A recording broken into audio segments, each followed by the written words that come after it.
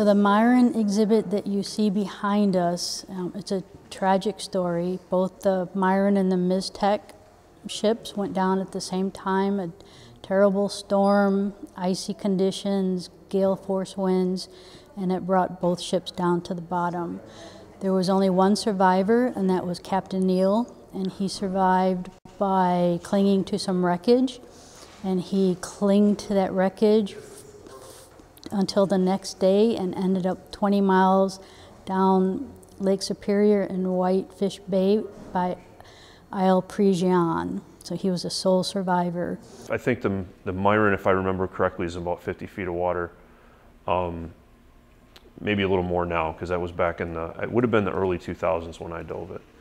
And the thing I remember the most about it is it had a decent sized prop, and I have do have a photograph that my buddy took of me, near that prop, and it's striking piece of machinery machinery on the shipwreck, because it's this wreck is fairly broken up because the ice does get down a fair ways, and it will cause damage to some of those wreck sites. And of course, it wrecked in the ice.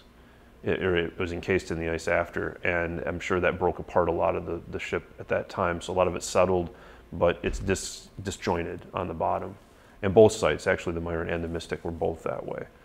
Now, the one thing I remember about the dive itself is it was kind of eerie that it was in the middle of, I'm pretty sure it was late July, early August, and we had gone down in sunshine. It was decent weather, and when we came up, we came up in fog, and we had not been down but maybe 40 minutes or less.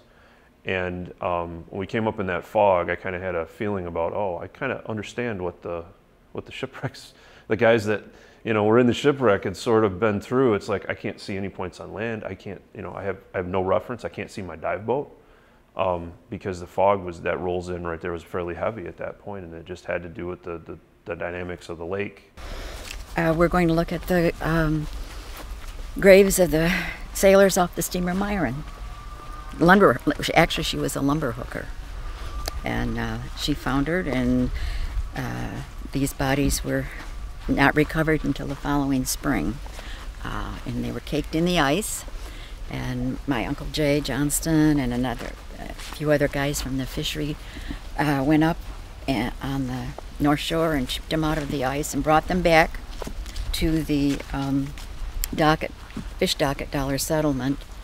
And the story that has stayed with us, our family, is that my grandfather told the kids not to go down on the dock today, stay off the dock. Nobody knew, really who. They were unknown. 17 sailors that died. Only the captain survived. And these 8 bodies came ashore, and they found them in the spring and chipped them out of the ice.